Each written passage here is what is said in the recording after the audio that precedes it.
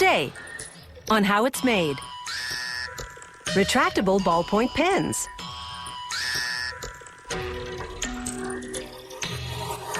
Solar salt.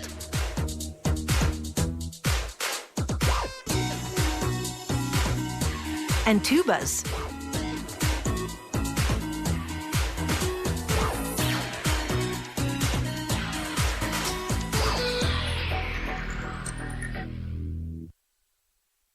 The ballpoint pen was designed as the answer to the fountain pen's many annoyances. The hassle of having to manually refill the barrel with ink that dried slowly and often smudged. The ballpoint has a tiny steel ball in its tip, which applies quick-drying ink from a ready-made cartridge.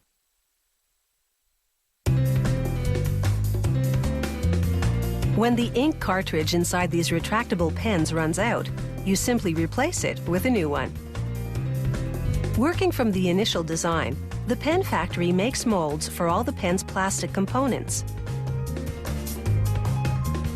The injection molder first shoots hot liquid plastic into molds for the barrel's rigid core, then into other molds for its soft rubber grip.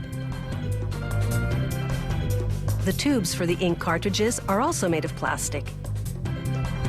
Machinery aligns them in the same direction, then prints on the company name, model number, and tip size. Here, a filling machine injects 0.8 grams of ink through the tip. To prevent the ink from evaporating, it plugs the other end with 0.1 grams of silicone paste. Meanwhile, high-precision machines progressively shape the pen's tip out of stainless steel blanks. The equipment drills a 1 millimeter channel through the blank, then, in quick succession, fashions the tip into a cone, cuts 5 tiny ink flow channels into the ball socket, and seats a 1 millimeter diameter stainless steel ball in the center. Another machine then inserts a finished tip in each ink-filled tube.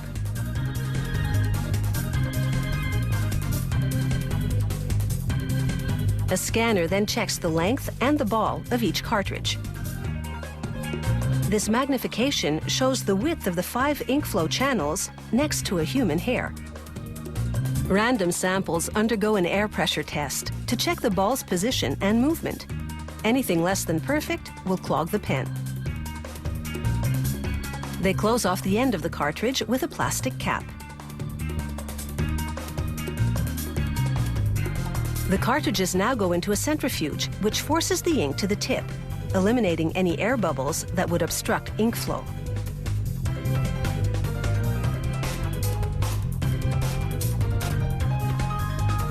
Every cartridge passes through this writing test machine. That blue light is a sensor, which triggers the machine to reject any defective cartridge. The components now come together in the assembly department. The machine assembles the clip, sleeve, and barrel. The clip is made of chrome-plated spring steel, a strong metal that regains its shape when flexed. The machine then flips the assembly over to receive the internal components. First, the pen's 2-part push-button mechanism. Part 1, the plastic push button. Part 2, a device called a rotor. With each click, it rotates the refill 45 degrees, so the tip wears evenly. The ink cartridge goes in tip side up, the plug on the back fitting into the rotor. This device forces spring steel wire through a coiling block. This produces a tiny spring that provides resistance to the push-button mechanism. A grabber places the spring over the cartridge tip.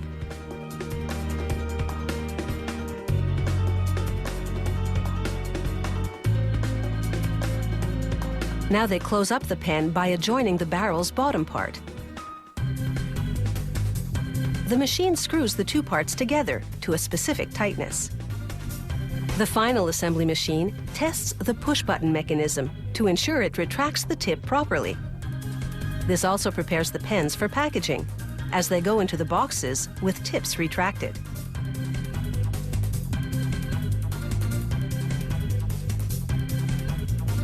The factory subjects random samples to endurance testing.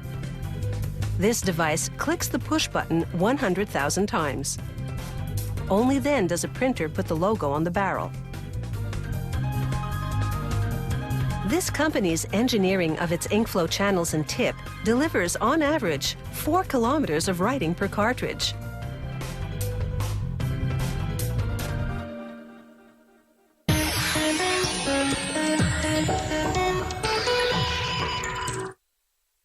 Salt comes from 3 sources: salt mines, land that was once a seabed, and from oceans and saltwater lakes. Factories extract salt from water by evaporation, either mechanically or naturally, by letting the sun work its magic and produce what's called solar salt.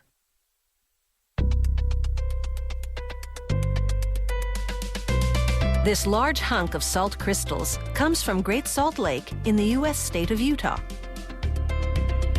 At full water level, the lake is 7 times saltier than the ocean.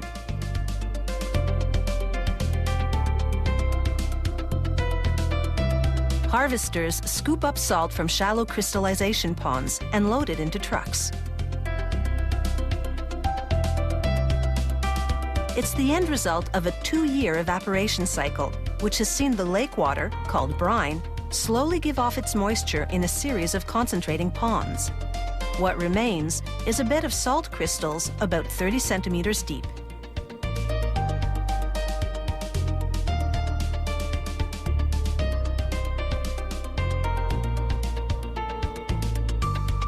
The truck dumps its cargo onto the factory's conveyor system.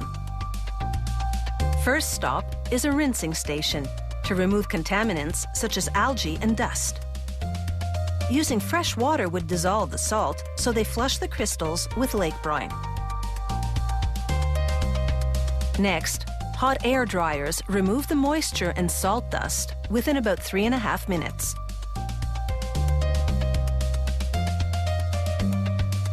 The salt crystals then roll across a series of sorting screens with progressively smaller openings.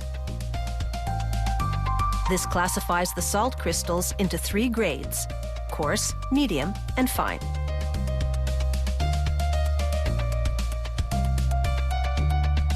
Each grade goes onto a separate conveyor that transports it to a designated storage bin. The factory uses medium-grade salt to make pellets for water softening equipment. This press compresses the crystals into pellet shapes, along with certain additives to help the water softening equipment perform better. Some municipal water supplies have a high mineral content. This hard water makes soap difficult to lather and leaves stains on sinks, bathtubs, and toilets. Salt triggers a chemical reaction that dissolves the problem minerals.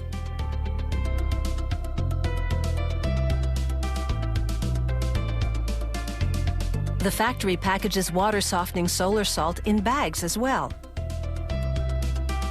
It also produces a variety of other solar salt products, such as swimming pool salt, road salt for melting ice in the winter, and of course, culinary salt. The factory's automated packaging equipment fills both paper and plastic bags.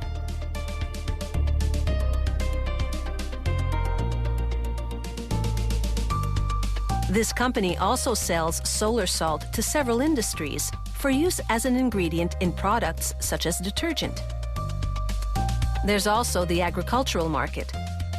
Farmers buy blocks of solar salt, plain or enriched with minerals, as a nutrient for their cattle. The factory produces different salt and mineral formulations, each dyed a different color for easy identification.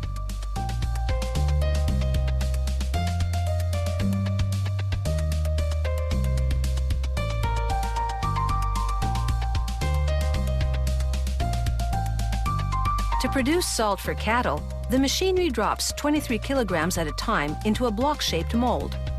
A press applies 750 tons of pressure, bonding the crystals into a block.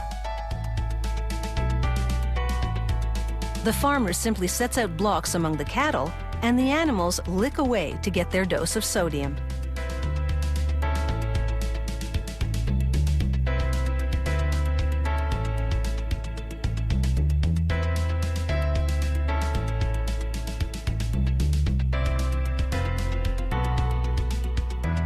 A label identifies the type of salt block. This one contains iodine to prevent a thyroid disorder called goiter. A tasty and therapeutic bovine snack, courtesy of a saltwater lake and sunshine.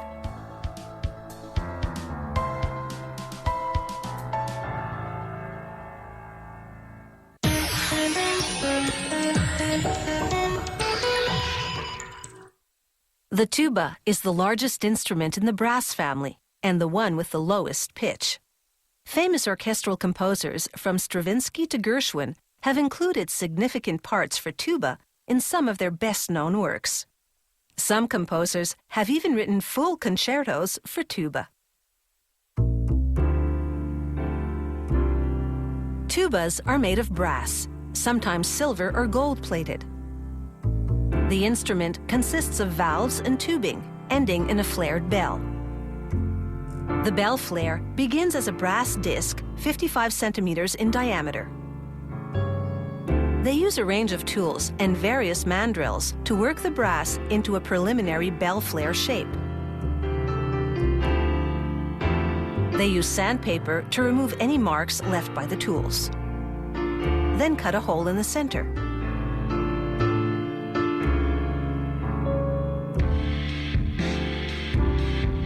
To make the conical tail that leads to the bell flare, they bend and hammer a thin brass sheet around a tail-shaped mandrel. To join the seam, they cut notches along one edge, then hammer them over the other edge.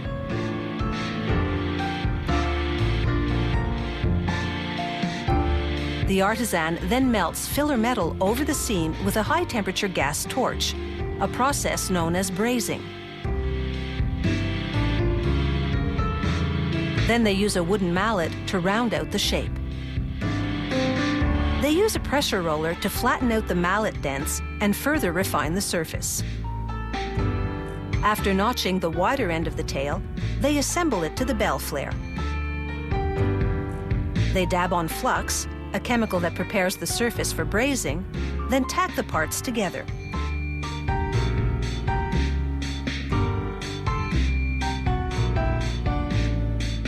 They hammer down the notches and braze the seam all around. This assembly, now called the bell, goes back on the lathe. Using a belt sander, they flatten all the seams flush with the surface. On another mandrel, with lubricant assisting the process, they finalize the bell's shape. Now they trim the edge to the correct diameter. Bend it back a bit. Polish the perimeter with a sanding head, then use a special tool to roll the edge over itself. This forms what's called the bell bead, a lip that reinforces the bell and gives this end of the instrument a finished look. A computer-guided engraving machine puts the company logo and model number on the bell. Each of the tuba's 100 or so tubes must be bent into a specific shape.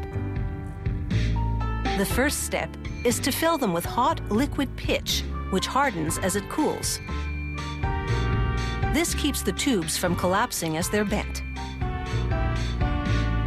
After bending, the tubes go into an oven to melt out the pitch. Certain bent tubes are enlarged in a machine called a hydraulic blowout press. It pumps oil into it at high pressure. This blows the tube walls outward against the die, forcing it to assume the new shape.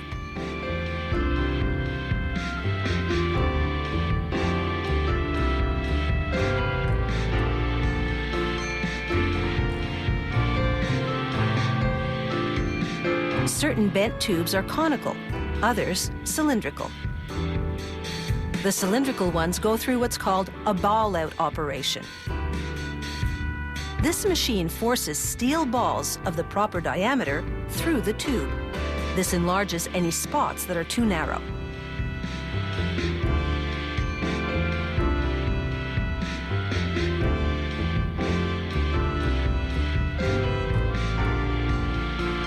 Before bending, certain tubes have to go through a drawing machine for resizing.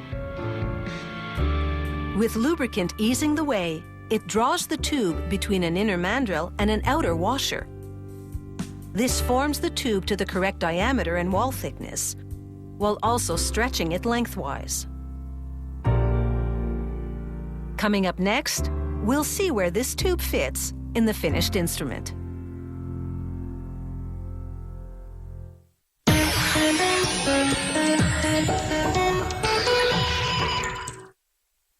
Tubas come in different versions. A B-flat tuba, for example, is nearly 5.5 meters long, whereas an F tuba is about 3.5 meters long. Tubas have anywhere from 3 to 6 valves. Pressing different valve combinations produces different notes.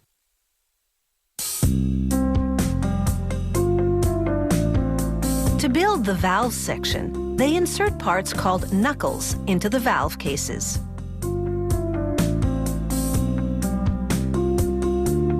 Spacers hold the valve cases the proper distance apart, while this alignment plate positions the cases in the correct configuration. Next, they insert connectors to later link the valve section to the rest of the instrument. After brazing the parts together, they run a cutter through the valve cases to hollow them out. Here, you can see what the case interiors look like before cutting and after. Now they begin soldering on the valve section's tubing, working from the valve cases outward.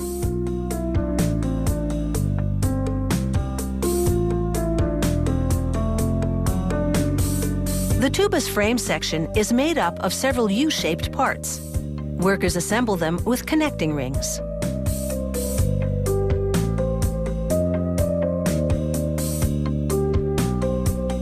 They insert a support brace inside this frame piece.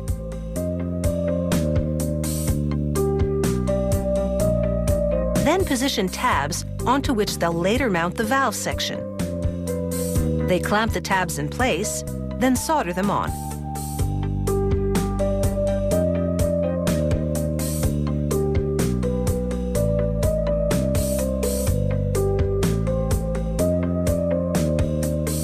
Then they attach the bell section to the frame.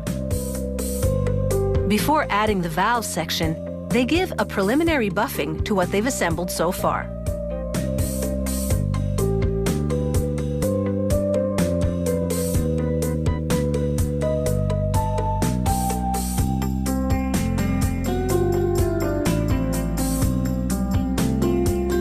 They brush some liquid polishing compound into the places that they couldn't access with the wheel, and buff those areas with a rag.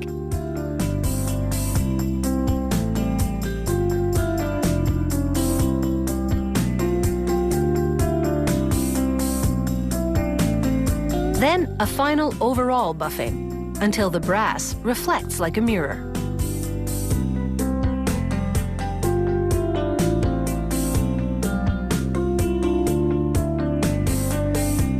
Meanwhile, the valve section assembly continues.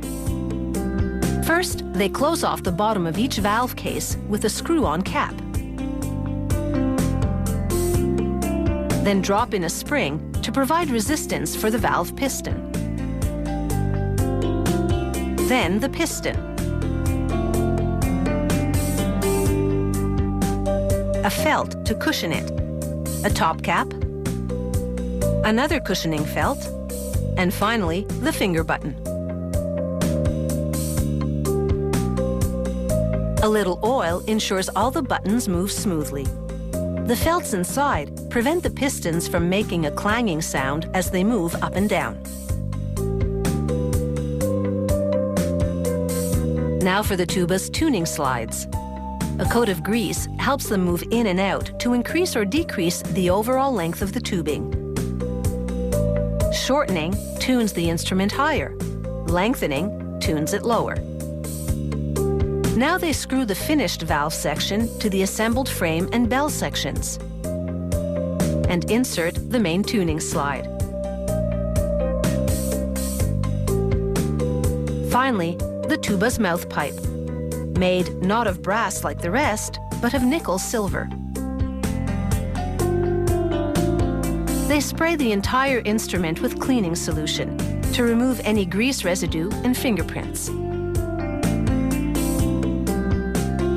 Prior to assembly, each section was cleaned and coated with a clear lacquer to ensure the tuba will always look as good as it sounds.